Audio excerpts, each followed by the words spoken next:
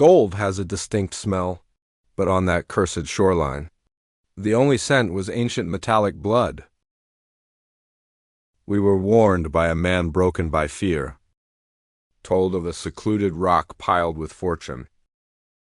We chased directions into a silent ocean, where skies turned gray and drifting hulls floated like markers. The atmosphere became denser as we pushed, pressing down on us like a presence watched beyond mist. The stranger swore we would find wealth, but he conveniently forgot to mention the thing that keeps it. Before we descend into this nightmare, please hit that like button and comment where you are watching from. It was 1721 and salt ate raw fishers into my hands when the island rumor reached us. We were 21 days out of Tortuga aboard the Iron Saint, our hold heavy with gunpowder and sugar. Morale was rotting due to flat waters and empty horizons, weeks bleeding away without a single prize capture. Sailors grow dangerous when there is no battle to fight, no liquor to swill, and no prey. I held the post of navigator for Captain Vance, a tactician with a permanent humorless and scarred sneer. He placed his faith in maps and celestial bodies, while I placed my faith in geometry and knots. Crew were drag civilizations spat out, Kyle the giant, Silas the thief, and Elias the prayer. We seized a table in a Kingston dive bar shortly before this journey, sealing our dark fate there. A hairless stranger, stained with sea grime, dragged himself onto a bench, missing a hand demanding spirits. Observing our weapons and scanning the exit, he deduced our trade and leaned in to whisper secrets. He claimed the coordinate is missing from every map, where no nation flies a flag or sails. The tavern reeked of cheap grog and desperation, but right then the air went dead and still. The stranger dipped a finger in spilled rum, drawing a jagged sickle shape on the rough wood. He spoke of more bullion rotting on that beach than in every vault found in this city. Chests cracked open, cargo from vessels that never returned. Silver minted coins, golden idols, all abandoned there. Men at nearby tables feigned disinterest, but leaned ears toward us as Cale drifted back to listen. If that were fact, every pirate in the Caribbean would be fighting for it. The stranger said they did, but never came back, and he only returned by avoiding the sand. He described an island in the deep ocean, past shipping lanes marked on charts as empty blue. He sailed with a captain hunting legends, finding the location by tracking sharp rocks like broken vertebrae. Ships lay wrecked in shallows surrounding the land, hulls gutted and masts shattered by a dark force. He whispered of something skittering among debris, pincers larger than robots scraping against the wet stone surfaces. Old Olin scoffed, claiming the man lost his mind and hand to a reef in a nightmare. It should have ended there, but the stranger pulled an object from his coat, a heavy necklace, ancient gold. Clutching a massive oval emerald, caught the dim tavern light and held it unblinking. Now he claimed it was lifted from the shore, tossed by a mate from a boat that vanished. Vance took the jewelry, greed tightening his jaw as the weight of the gold pulled his arm. The stranger demanded transport far away, wanting no share of gold, just a bunk and a meal. "Please, Captain, help me." We departed a fortnight later, scrubbing port dust from the deck, with nothing but blue and direction. The men whispered of unlimited fortune, fantasizing about buying plantations, drowning in wine, and retiring as kings. I kept focused on the sextant, but curiosity was a lead weight sitting heavy in my gut. An undefended horde on a lost island sounded less like a gift, and more like a trap. The stranger called Cor and gave terse instructions. Steer west by north, keep the star on the beam. As we adhered to his route, the atmosphere thickened and trade winds died, clouds stacking in layers. The ocean turned the color of bruised slate. Birds abandoned us, and the world felt hollowed out. Plotting our course, I saw the sector was blank, save for a faint ring inked years ago. The crew became brittle as days bled together, sliding toward a void with no chase to break boredom. Karen told me that by dusk we would see markers crossing the point of no return today. Late in the day, the light turned sickly and sour as old Owen cried out. Breakers ahead? A palisade of rock pierced the surface, columns standing tall and thin, jagged tips pointing like accusations between pillars. Dark shapes bobbed in the swell, spars coming into view with yardarms snapped and dangling. Beyond it lay a hull ripped open like a gutted fish, clogging the channel half sunk, tilting dead slow. Vance ordered the helm to bring us lee of those rocks, dead slow, seeking deep water safety. The usual hiss of the bow wave vanished as water moved sluggishly, currents fighting beneath the surface. The nearest wreck slid past, bow sheared off splintered timbers jutting out, worn smooth by the waves. A corpse lay on the deck near the mainmast stump, spine ending in ragged cloth and bone. The skull gazed at the sky, jaw unhinged while gray crabs scuttled over bones unafraid of shadows. Beneath the salt lay a sharp chemical tang like acid and old copper, making the air smell wrong. We crept through the stone gauntlet following a channel. Corin dictated guiding us through gaps he saw. Passing another hulk with stern crushed inward, Elias whispered, "This is unnatural. Ships don't die by chance." We passed a galleon stripped to ribs, deep gouges marring wood, twin grooves running length of keel. By the time we cleared the rocks and floating dead, a dark smudge broke the horizon ahead. The island silhouette was alien, crouching low and jagged, a rough scab on the ocean. No smoke even from here. I saw shapes littering the beach. More ships, more graves rotting in the sand. Vance announced that vessels die here, but we will stand on that sand and take their gold. Corin warned that something hunts here, patrolling shallows, dragging men from boats, cracking holes, never sleeping once. Can we kill it? Silence slammed into the deck as Silas asked if we can kill it, but Corin did not know. Vance gave a choice: turn back to poverty or stay and risk death for wealth beyond measure. Greed is a powerful anesthetic for fear, so no one spoke and we anchored deep.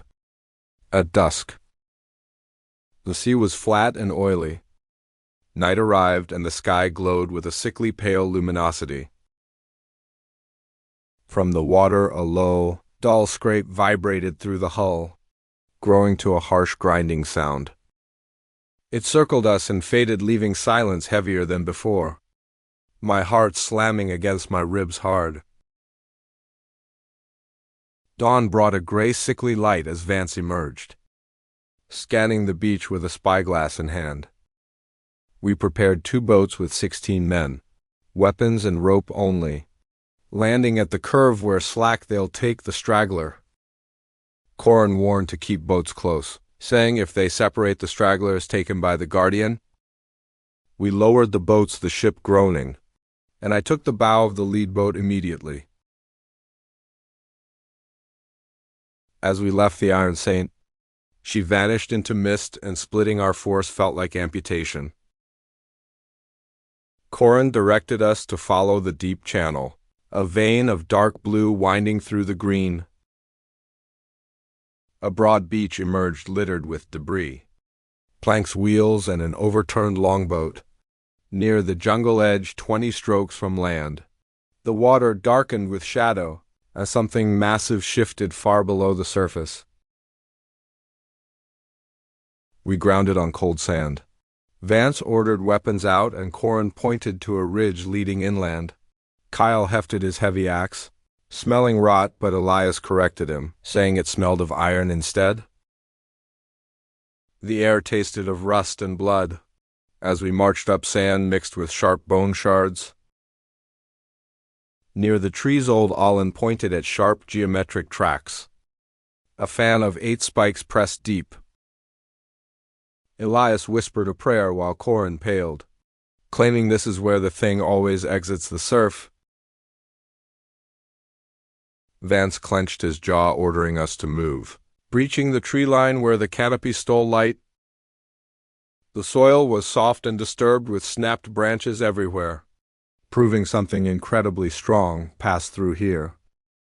I saw grim tokens, like a rusted pistol and a leather boot with the footbone inside. Vance ordered us to hit the clearing, grab what we could carry, and return the same path. As we walked, pressure changed and ears popped. Corin froze, saying it knew, while Vance urged faster. The trees thinned and we entered the clearing, a bowl of dirt that was filled with madness. Chests exploded across the ground, coins and drift silver goblets, gold plate and cannons half buried there. Men gasped as Silas scooped gold, wheezing it was real, while Kyle laughed manically, claiming we are kings. Vance allowed a moment before ordering quiet gathering, and I opened the crate of heavy silver bars. Then the earth shuddered, a vibration traveling up my legs. A massive rhythmic footstep from the beach. Corin spun, saying he is coming, and the sound grew to a scrape, and Vance aimed his pistol.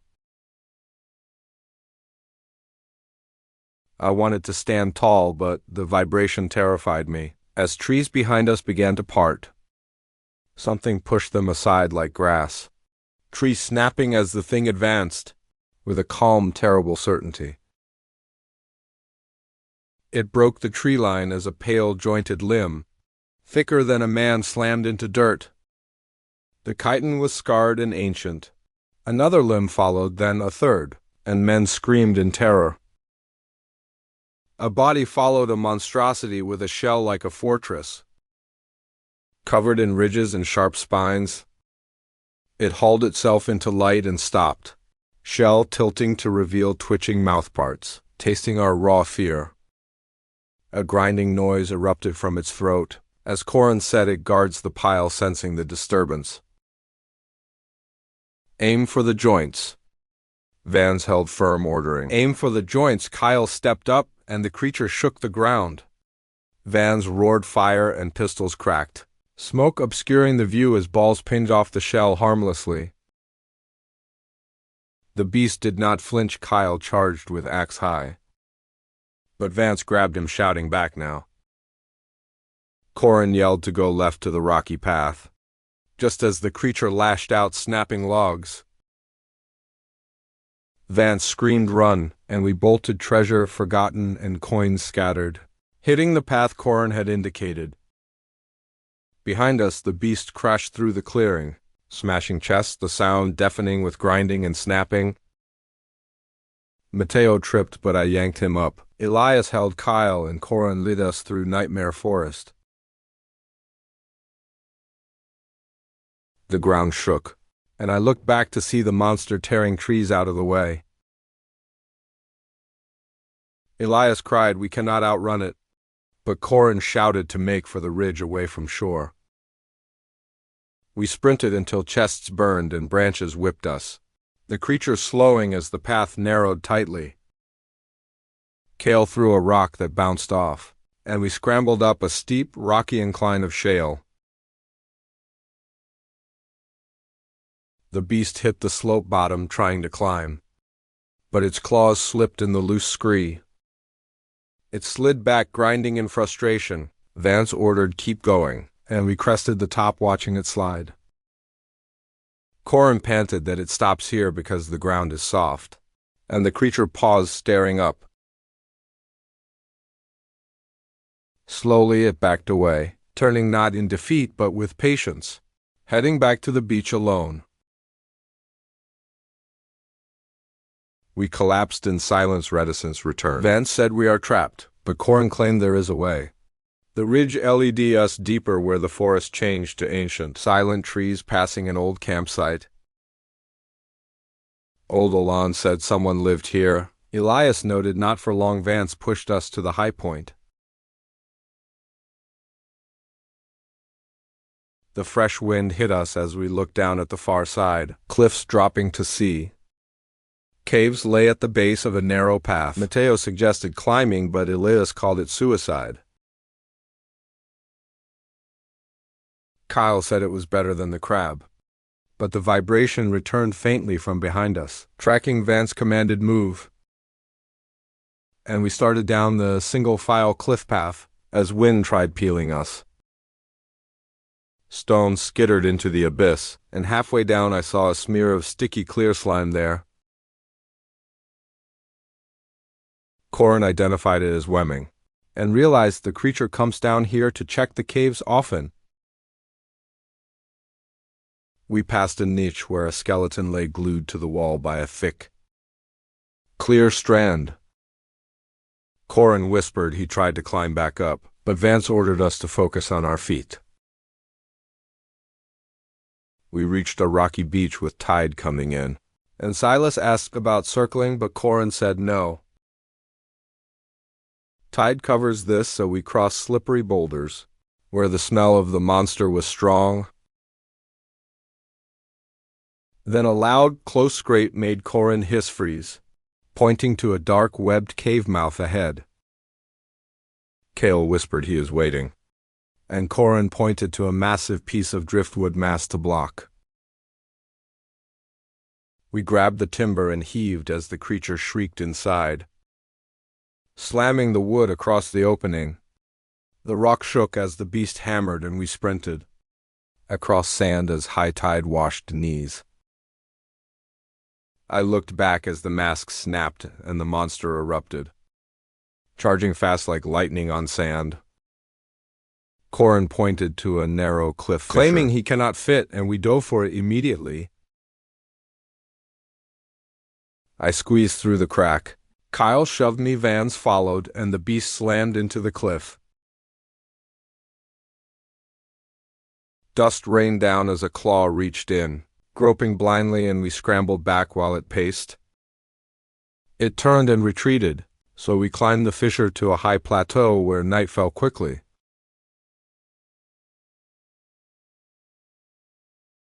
We huddled on the rock as Corin warned he hunts at night, and hours passed in darkness. We heard it circling, then silence. Corin whispered he is climbing, and a claw hooked a ledge. It pulled itself up and Kyle yelled, "Push it," but Vance shouted that the ledge is too weak. The monster hauled its bulk up. The stone groaned cracked, and the shelf beneath the beast sheared. With a roar, the monster fell backward. Tumbling into darkness, a massive crash shook the island below. Corin said it is trapped in hollows, so Vance ordered us to run across the plateau now. We broke through to a cove where an old half-rotten raft lay, and we pushed it. We shoved it into the surf, piled on, caught the current, and heard a roar of rage. The beast climbed out, smashing onto the beach and thrashing water, but we were deep and gone.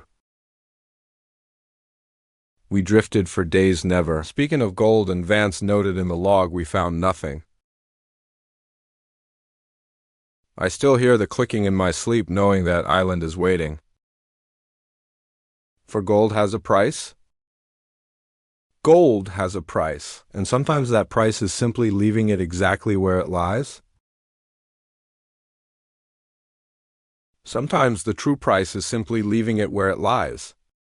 For greed is a powerful anesthetic. Ships don't die in piles by chance. So please like and subscribe to Wines of Thought today. Would you have done in this situation? Let us know in the comments below right now.